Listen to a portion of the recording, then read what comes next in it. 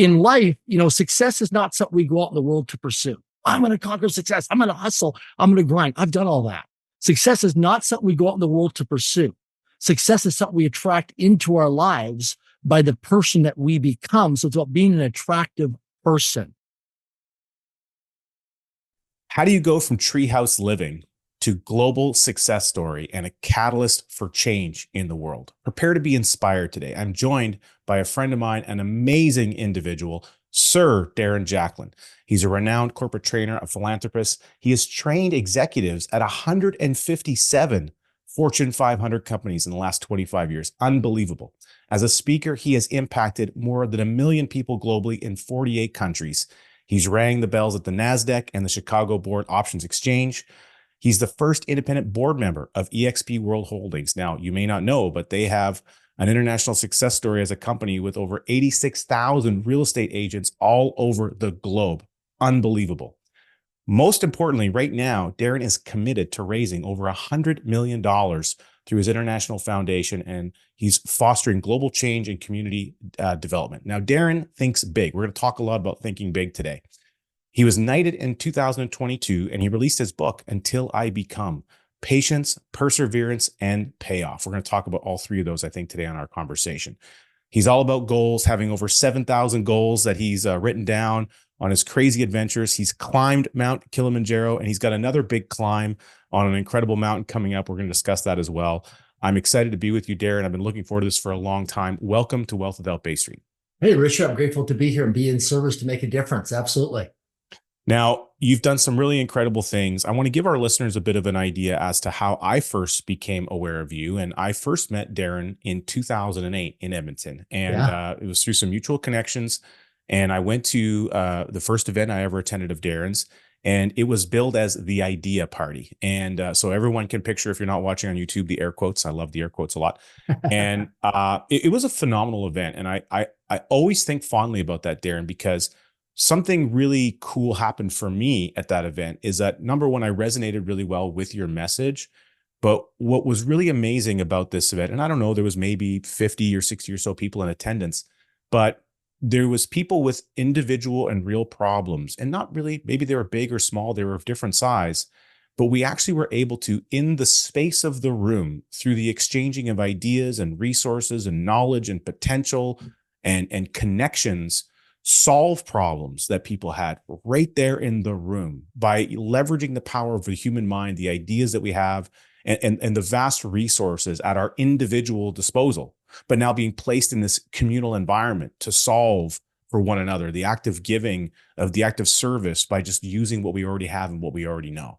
It was a really incredible experience for me. And I think about it fondly, and I'm always aware of that potential that we have with multiple people and with communities, and by thinking big and asking big questions. How on earth did you come up with the idea to have the Idea Party? Oh, great question. So I remember growing up as a kid in Swift Current, Saskatchewan, Canada. And for people who don't know me, my backstory, I failed grade 1 of public school, was misdiagnosed with a learning disability and a reading disability. It was determined by the school system to actually put me into special education. So from grade 1 to grade 12 in public school, I was in special education my whole entire time. So at age 7, I created my first business called Rent-A-Kid. I would go out and cut grass, shovel snow, deliver newspapers by knocking on the doors.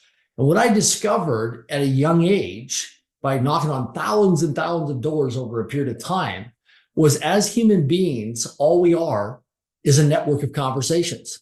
We're a network of conversations. If we look at social media today, the different platforms, it's just a network of conversations. If we go up into the International Space Station, look down on planet Earth, and we see all these human beings on all 7 continents, we see all these people in all these countries, what are we? We're a network of conversations. So one of the things to understand is opportunities live inside of conversations. So I always share with people when I'm guest speaking at conferences and conventions, I say, listen, the reason why you're not growing and scaling your sales career or your business or your startup company is that you're not having a lot of conversations, or you're not having the right conversations in the right rooms with the right people who are the decision makers, the centers of influence, the people that make things happen and get things done. And so the key thing is, I realize that all we are is a network of conversations, and whatever I lack in skill, I can make it up in numbers through a network of conversations. Now, one of the drawbacks to social media is it becomes transactional versus relational. The key thing is a lot of people hide behind the computer keyboard and they're messaging people and direct messaging people on different social media platforms, and they're pitching and selling versus educating and informing. And we're in the people business. We're in the relationship building business where people get to know you, like you, and trust you, where you build that relationship equity over a period of time. One of the things that I do is I take people hiking, right? From all different backgrounds, all different age groups. So we've taken the idea parties, right, which we did back in the early 2000s, which did very well, produced phenomenal results in people's lives. Now I take people where we take a hike and build a school. So we bring people out and you get a chance to spend a few hours on a hiking trail, taking care of your mental health, your mental well-being, also working on your flexibility, your core strength, your range of motion, your balance, situational awareness, plus breathing in all the fresh air in nature, increasing your eyesight and your hearing because of being out there in nature. There's so much scientific research on that. Then also people get a chance to see who you are, because just like first responders or military, when you sweat a little bit or have a little bit of adversities or challenges, you bond together.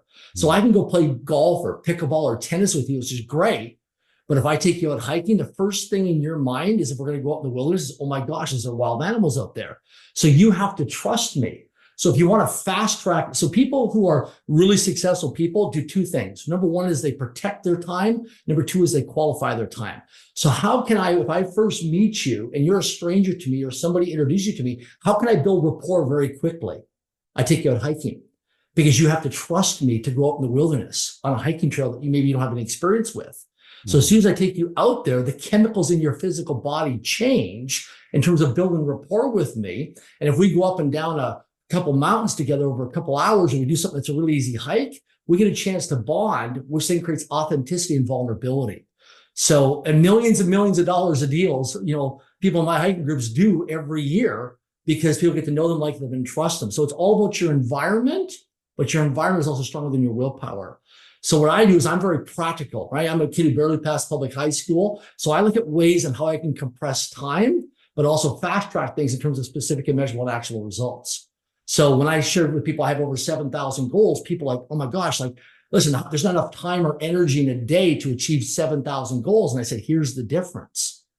Most of my goals and dreams do not require my actions. So when people write down written goals or dreams, or they have vision boards on their walls, consider that most of your goals and dreams do not require your actions. And I talk about this in Until I Become, my book. What it requires is building teams and teamwork. So I don't run day-to-day operations. I have a group of companies. I have an international foundation. We've committed $100 million in the next decade towards global philanthropy. We're on track right now building 100 schools around the world through Link Foundation, through getting people to come out, take a hike, build a school. People say, well, how do you accomplish all that? Through teams of people. That's the key thing. And so through hiking, I bring people out with different personality styles, history, and experience, and I bring them together and see if they bond together, see if there's a connection or a chemistry together. And from that, I introduce them to my team to see if they're the right match to be part of our team for what we're doing going forward. So if you're raising money, people watching, you're like, man, I'm trying to raise money for my startup company. Take a bunch of investors or go on a hike with a bunch of people. So I'm not a hiker. We'll go for a walk. Do some physical exercise to move your body. Because the greatest thing is our health, right? You can go out and make lots of money, but you don't have your health, it's not a good deal, right? So the key thing is your health. And when you're with people, if you're doing a physical activity, you bond together much quicker than sitting in a coffee shop or a restaurant. I get invited frequently to go out for breakfasts, lunches, and dinners, and meet with people in coffee shops and airport lounges and that. And I decline most of the requests, but I'll say, if you want to come with me, go on a hiking trail with me. That way I get my physical exercise in, I can take care of my mental health. So I'm being efficient with my time, but I'm also checking lots of boxes in terms of flexibility, range of motion, core strength, balance, all this stuff that I'm getting in a 90-minute hike with you versus sitting in a coffee shop or a restaurant.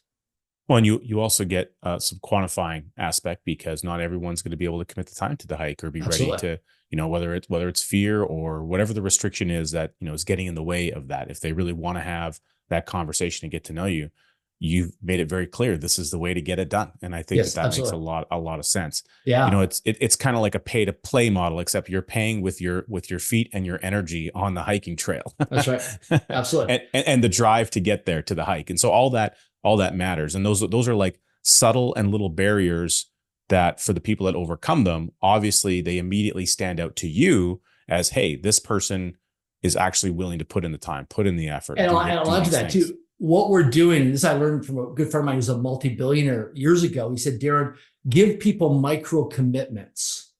And so I remember being in my 20s and 30s and making some big mistakes where I'd meet somebody at a trade show or a conference or seminar or workshop or some networking event. And I'd get really, really excited and elated, think, oh my gosh, this person's going to help me hit a big home run in business.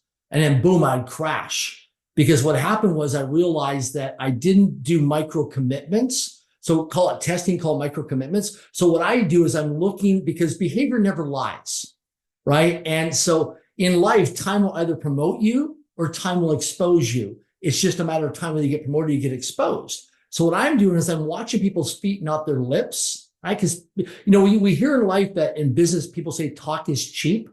I think we go a step further. Most people cheapen their talk because their words have no power, right? Because they don't realize the importance of their word is their integrity. And without integrity, nothing works, right? Nothing will work. And so what I do is with micro commitments, I give people micro commitments. Hey, do you like to go hiking? Yeah. Okay, great. Let's go on this hike. Let's get it scheduled in the calendar. Because if it's not in their calendars, there's no evidence that exists in their lives. Then I'll send a calendar invitation as a reminder. And then if you don't show up on time, I see if you bring bottled water. Do you have the proper footwear, like hiking shoes or hiking boots? Are you prepared for that hour and a half hike? So I'm looking for all these little small things as micro commitments to see how prepared you are. How we're on the trail. Are we talking about news, weather, sports, and traffic? Or are we talking about things that are depth, meaningful relationships, things that where you want to go, what you want to do, what you're solving for, what you're working through in your life? So there's a lot of things that I can look at with micro commitments. And then also people say, hey, Richard, do you like reading books? You're like, yeah, okay, great. I want to recommend you this book. When could you get this book by? So I'm looking for a by when, so it's specific, measurable, and actionable. And when else I'll have it by, Friday. Okay, great. By what time? I'll say by 5:00 Pacific Standard Time Zone. Okay, great. How are you going to order it? Online or at a bookstore, public library? Oh, I'll get it online. Okay, great. Can you text me a picture of it once you get it? Like, oh yeah, I can text you a picture.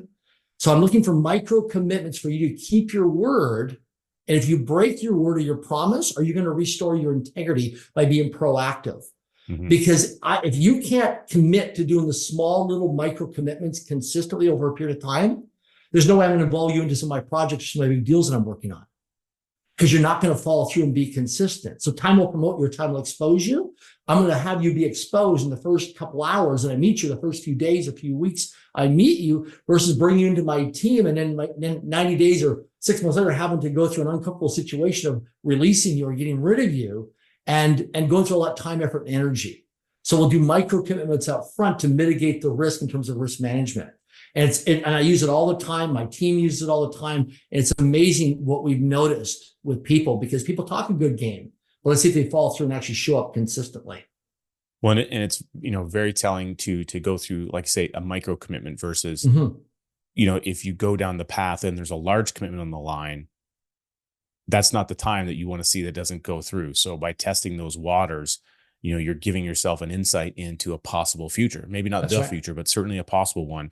And you can, put a degree of probability on that on a high, medium, and low scale to make a really good decision-making process, not only just for your business, but also around where do you want to continually invest your time and your energy and your efforts. And you've quantified, these are the people, the types of people, the things that they do that I want to surround myself with on an ongoing basis as we continue to grow. Because as you identified, in order to accomplish the big and the large goals and aspirations that you have, of which there are many, you need to have people on the bus. You need to have a lot of them. You got to expand that teamwork in order to impact more and more people. And, teamwork is really interesting. You talk about that. Obviously, you've done a lot of corporate training with teams, and you're raising, like you say, a ton of money right now. You're building schools. Hikingfundraiser.com is the website for anyone who wants to learn more about going on a hike with Darren and raising some capital to build some amazing schools. And by the way, how many schools are you intending to build just through this current platform that you're working on? Because there's many other things that your foundation wants to do. Yeah. So we've already built our first pilot school over in Liberia, West Africa. So we got that built a few years ago. We had over 300 plus kids from preschool to grade 6 already come through. And so a total of 100 schools in total. We have private donors. We have corporate sponsors. The cool thing about it is like when you talked about the idea part earlier, I'm at a stage in my life, I've made a lot of money. I've achieved a lot of financial success in my life. I'm about legacy building now. So I want to pay it forward and pass it on. And, environment is stronger than willpower. So I'm all about putting people together, the right people in the right room or on a hiking trail, to have a network of conversations and to collaborate. And through those collaborations, opportunities get created. And I get great joy and enrichment, fulfillment out of that. And that's the juice for me. right? So a total of 100 schools. But the cool thing is that you see, if you and I meet up for a couple hours, that's great. But what if we get a chance to put our fingerprints on building a school for the next generation somewhere in the world? So when we do the event coming up on Saturday, June 29th in Vancouver, Canada, at Mount Seymour, the financial dollars from the hiking registration, we'll have 350 people there from all over North America. We have people already from Texas, New York State, all over Canada have already registered. And we're having some people right now going through the visa application and passport process to actually come in offshore, like off continent. And so it's an incredible, like give you an example. I belong to a private mastermind group that costs me $50,000 US a year plus travel expenses. So I pay $100,000 a year to be part of this group. And some of the members from that group are coming. So I say to some people, I said, you're going to pay $250, whether it's Canadian or US dollars, to come in for Take Hike Build the School. Well, look at the access. So you can pay $250 and get a tax receipt from Link Foundation, or I can introduce you to a group if you qualify and you have a financial net worth enough that you'll pay $100,000 you'd be a part of. Okay? Because of all your travel. And plus it's 20, I spend 40 days a year with these people in this group. It's not cheap to be, it's a pay to play, but I'm paying for access just like a private country club, right? So people You're get paying access. for who's not in the room. Exactly. Well, and I don't get opportunity costs. Like when I recommend a book to somebody or an audio or a podcast, they're like, I don't have time. Okay. Opportunity costs. What's it cost you to not listen to that podcast? What's it cost you to not read that book? See, people look at how much it costs to get in the room. I say, what it costs if you don't show up? There's opportunity costs. So, because the thing is that what I'm doing, I'm all about compressing time. Time is our greatest asset. So how can I meet people in one day, right? And this time it's Vancouver, Canada. How can I meet people, fly in, drive in? When I went to a Tony Robbins seminar many years ago, back in the 1990s, I was flat broke financially. I didn't have the money, Richard. I sold my furniture in my one-bedroom apartment to actually go to unleash the power within. And then I came back for the next couple of months. I used plywood and milk crates as my furniture. That's what I did. That was the skin in the end. That's what I was paid. So most people, they don't realize that 80% of success is showing up. It's not what you know. It's who you know. It's who they know that knows you. Proximity is power. Proximity is power, right? So the key thing is that, you see, we don't have money problems in life. We don't have money problems in life. We have thinking problems in life. There's no lack of money. There's two types of people. There's people who don't have enough money, which I used to be one of them. In fact, we hear the saying that people live paycheck to paycheck. 78% of the North American population live paycheck to paycheck. I used to be panic to panic. So I used to be flat broke financially. I was once homeless, lived on the streets, lived on welfare. I've eaten my next meal out of a garbage dumpster. I've slept in the back of my vehicle for a period of time. I've been homeless, living on a treehouse. Living in a treehouse. I've lived in an apple orchard. Okay. I've also had an R9 credit rating. And so most people in North America don't know what an R9 credit rating is. They can look it up online and research it. But if you look through Equifax or TransUnion Credit, an R9 credit rating is the worst possible metric score you can get for a credit score in North America. I've had an R9 credit score and I went from an R9 to a multimillionaire. Now, that just should blow people's minds away how I was that far upside down financially, and I turned it around over a period of time and became a multimillionaire. So the thing is that now I'm dedicating $100 million to global philanthropy over the next decade, okay? Big thinking, but there's processes, there's structures, there's systems and strategies in place and teams in place to make that all happen. So I always share to people, get around different people who are moving their feet and making things happen. And you watch, because my life is different than most people, is I have daily responsibilities, which is daily actions, which are daily habits, daily routines. I live by my calendar, okay? Because if it's not structured, my calendar doesn't exist in my life. And then what I do is every night at 7:30 p.m. Pacific time, I have a calendar review. So I look at the next day and I set alarms in my iPhone. I set alarms so everything is accountable and responsible. So I'm always on time. In fact, early is on time and on time is late for me. So I'm always on time because that's what I gave my word to. That's my promise and that's my integrity. So I become consistent that people know that I'm accountable, I'm responsible, I'm reliable, I'm disciplined, I'm focused. And that's a lot of times, I get approached all the time. People want to raise money. And it's so fascinating watching people, how they don't follow through. They're not consistent. They're not their word. And then they wonder why they can't raise any money and why they struggle with their business, because money comes in all different shades of green. But you see, the thing is, when people are raising money, there's three kinds of money, right? There's calm money, cautious money, and nervous money. And I always share this when I'm hiking with people. I said, listen, right now, your money is cautious. Right now, your money is nervous money. People are like, what do you mean? I said, well, calm money is like a green traffic light. Green. Cautious money is like a yellow or amber traffic light. And nervous money is red. Run the other way. So when people start pitching and selling what they don't, I'll give you a quick example. I remember years ago, I was in my 30s. I was flat broke financially, struggling up and down, panic to panic. And I'm raising money. I borrowed some money from a friend of mine to fly into a city to go meet with an accredited investor, high net worth investor. I'm staying at the Holiday Inn Hotel because it's free continental breakfast that morning. And I realized that morning I wake up, oh my gosh, I don't have enough money even for public transit. I can't even take the bus to this high net worth guy's office. I don't have any money for a taxi cab or an Uber. It's too far to walk. It'll take too long. And I'm thinking, oh my gosh, like, what am I going to do? So what do? I lie. I lied to this investor. I call him up from the hotel. I said, listen, some unexpected things have come up. I can't make it from the hotel to your office. Can you come to me and I'm going to buy you breakfast? Complete lie. He's like, well, I thought you're going to come here. And he's okay, fine, I'll come. I'll give you 45 minutes of my time. So he drives to the Holiday Inn Hotel. He comes in. I take him in with for registered hotel guests only. There's signs all over the wall for registered hotel guests only. I bring him in. I told him, I lied to him, I was going to buy him breakfast. He walks in and I realize, oh my gosh, the clock's ticking. I got to raise $50,000 for this startup company. So I start pitching and selling this guy. Within 90 seconds, this guy looks at me and goes, Darren, shut up. He goes, just shut up, or I'm going to walk out the door right now. You'll never see me again. Let's confront the lies. I'm like, and I'm scared, right? But really calm and posture. He goes, number one is there's no free continental breakfast here. I'm not a registered hotel guest. So let's deal with that out of integrity. Next thing is you're financially broke, and that's why you couldn't come meet with me because you got no money in your pocket. True or false? I'm like, yeah. He goes, just be straight with me. He goes, I see a lot of my younger self in you. He goes, the reason why you're struggling right now to raise money? Because you have no integrity. You exaggerate things, you embellish things, you lie about things. And he goes, I'm just going to confront you right now with truth. He goes, first of all, I'm not going to write you a check for $50,000 today. But I'm going to give you $50,000 in consulting advice to mentor you right now. So hopefully you walk out of here and you see things a little bit differently. And that was a major turning point in my life, Richard, when I realized stop lying to myself. How much I lied to myself as a human being. And I started to believe the lies. I lied about my weight. I lied about my finances. I lied about my relationships. I lied about what I was doing. I exaggerated things. I embellished things.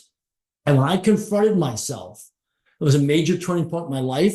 And then making it right and getting into communication with people and apologizing, acknowledging, and taking accountability and responsibility for my actions and the impact and the ripple effect my actions had on other people's lives. The interesting thing is, when I went through this real uncomfortable period of my life with different mentors and coaches at a mastermind group that helped me go through this, because it was uncomfortable and I was scared to death doing it. You know what was interesting, Richard? How many people came to me one-on-one in private and said, Darren, we knew all along you were exaggerating. We knew all along you were embellishing things. We knew all along you were lying. We were just waiting for you to get exposed and your ship was going to sink.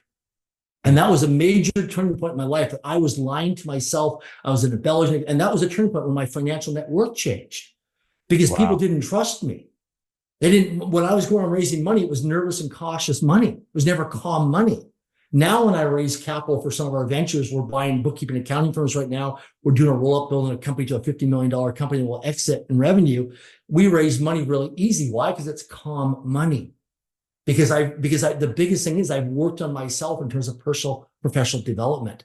So sometimes when things are not working for us in our lives, it's time to stop, slow down, and take inventory and do an audit of how am I showing up in this meat suit? What's my character? How am I interacting with people?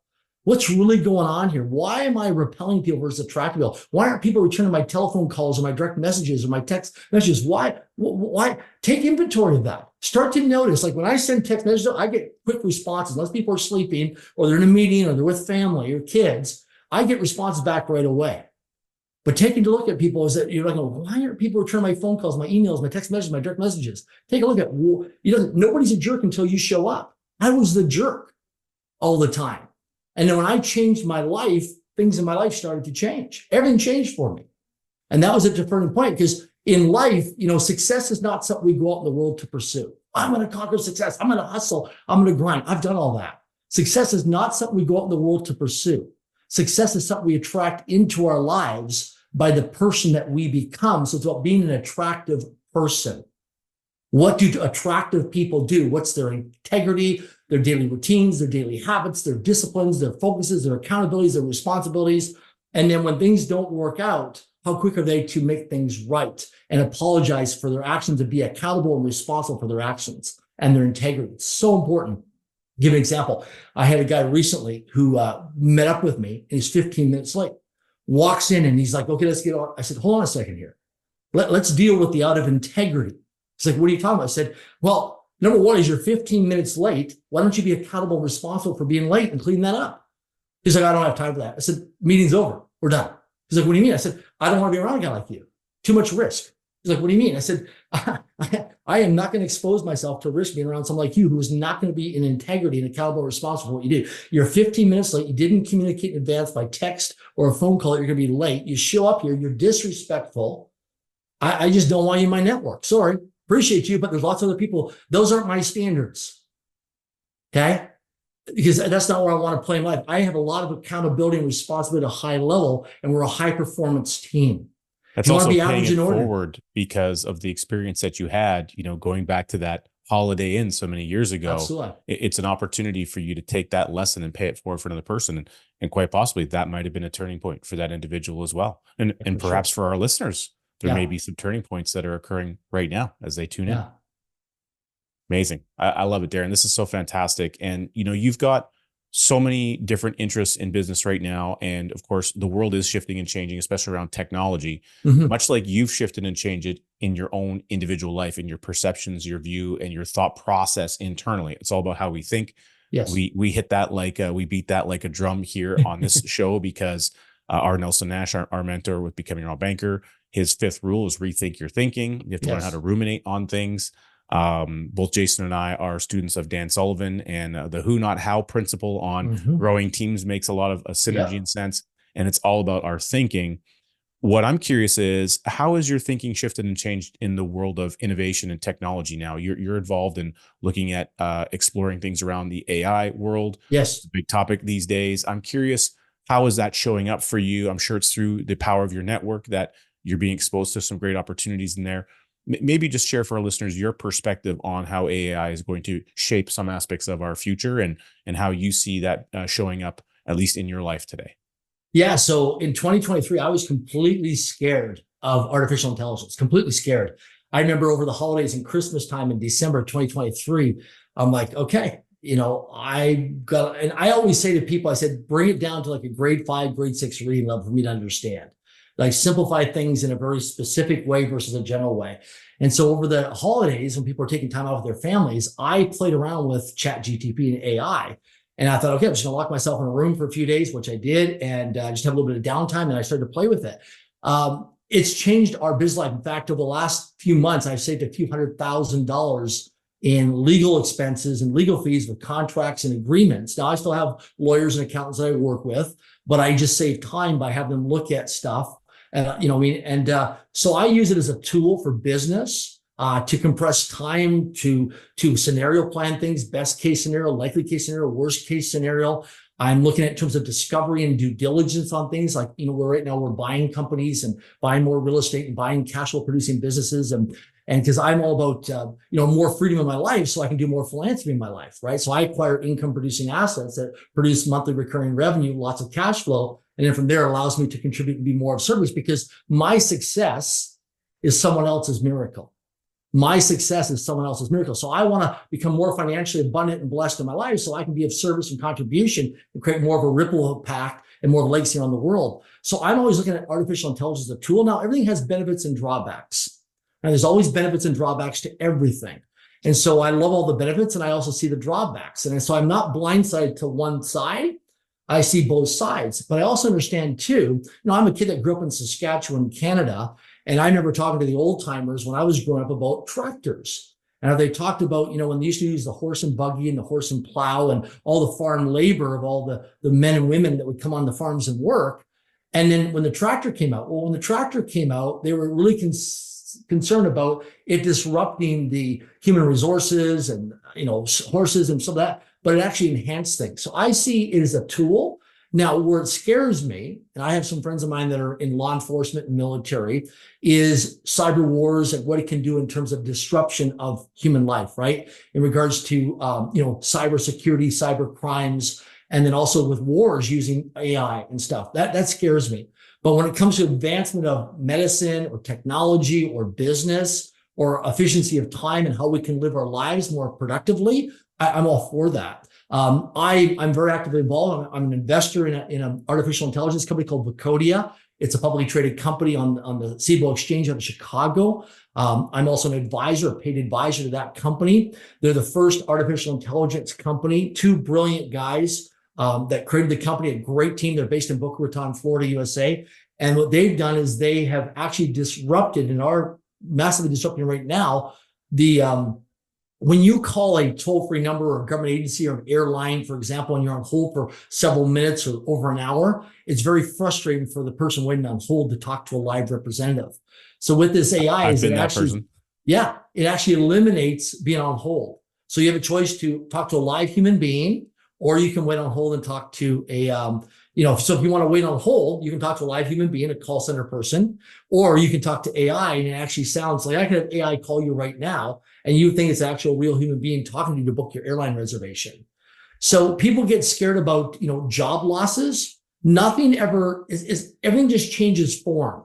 So the key thing is the mindset is that you want to be thinking about, okay, if I'm doing something, everything has a shelf life. Everything has an expiration date to it.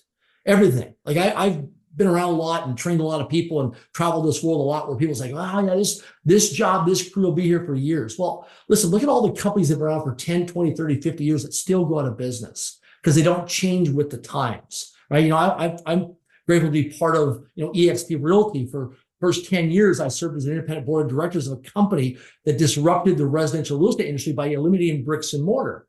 Because Glenn Sanford, our founder, who was a licensed real estate agent, he said, listen, why do we have to have bricks and mortar franchises? It's kind of like Blockbuster Video and Netflix. You're not going to walk down to the Blockbuster Video store anymore. You're going to stream everything on your mobile phone, your laptop, or desktop computer. Nobody goes to the real estate office anymore to fill out the paperwork. It's all done through DocuSign or digitally today, and people shop online in their underwear on their computer looking at homes around their area. They're not going to drive. It's inefficient today. That model worked a decade ago, but not today's time, right? So people need to look at that things are in constant change. And if you can get around the right people in the right rooms and get a seat at the table, the key thing is you can prosper in abundant ways by being there. And that's what I like to do in business. I'm always around, so what I do is I'm 51 years of age. I get around people who are older than me for their history and experience and wisdom. I call it the gray-haired people. I get around them. So I'm around those people for their history, experience, and their wisdom and their knowledge of experience of life. Then I get around people who are in their, teens and 20s and 30s for their creativity, their imagination, and their energy. So I'm always around a balance of both: people for wisdom, history, and experience, for risk management and asset protection, and the younger people for their energy, their creativity, and their imagination, how they see the world. Because if I don't see the world through the younger generation, it becomes a blind spot for me. So I always want to be the dumbest person in the room. And that's why I put on events all the time, because I'm there to actually compress time as a time machine to fast track and to learn things. Because I can go on a hike where I bring people out for Link Foundation, we build schools. In a couple hour hike, I can learn more than spending 6 months of research. And I can compress it in a few hours of time and to speak to somebody who's an authority person who lives it, who knows it, who's an expert in that subject matter. So I just compress time. So I can pay a little bit of money, put some skin in the game, go to something and just compress time. And then I can leverage that time to do more things that matter most to me in my life, which gives me that joy and enrichment for freedom and fulfillment in life. So the key thing is look at time of how you protect your time and how you qualify your time is so, so important, right? And that's what I do in my life, is I'm always looking at how can I compress time, right? And do things to have more enjoyment in life, because life goes by very, very quick.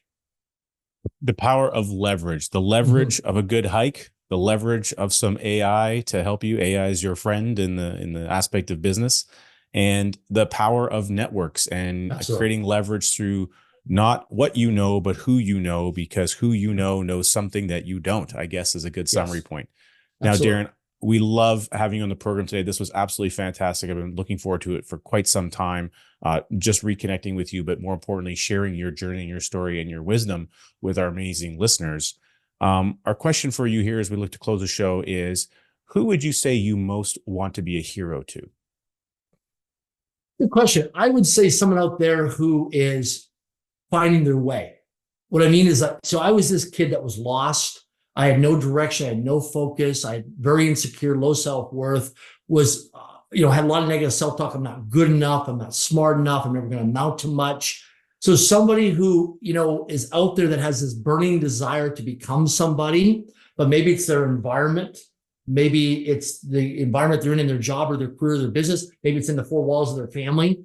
Maybe it's in the neighborhood they live in. But that person knows that they want to be a difference maker. They want to do something great for this world, whether it's an invention, it's a product, it's a service, it's an idea, it's some information. It's that person I want to be a hero to, that sees me as somebody, like where I am today and what I've accomplished. And when people look at my backstory, they think, oh my gosh, you've overcome all these adversities and failures and challenges and setbacks and all these things that people told you never amount to much. And look at where you are today, because I didn't quit.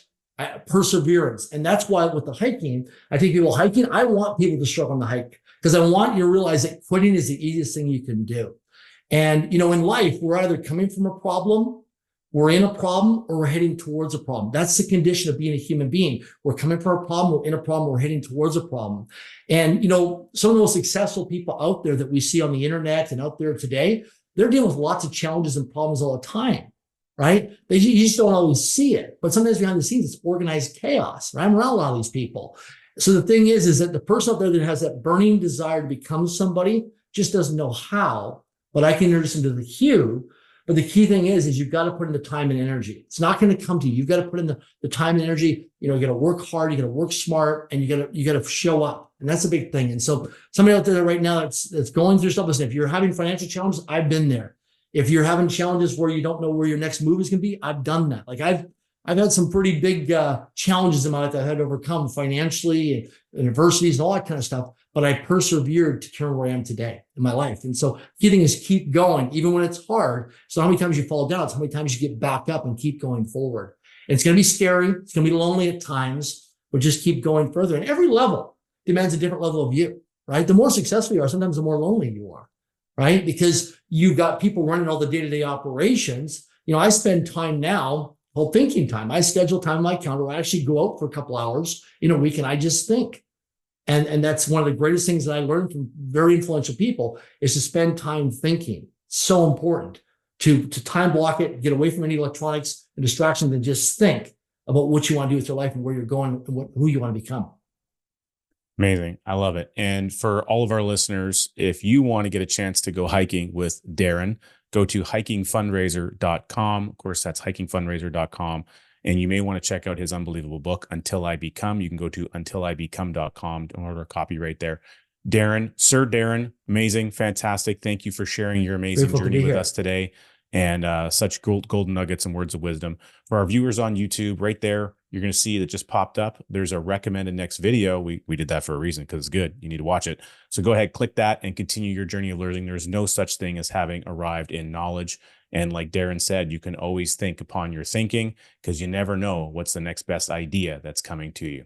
Thanks so much, everyone.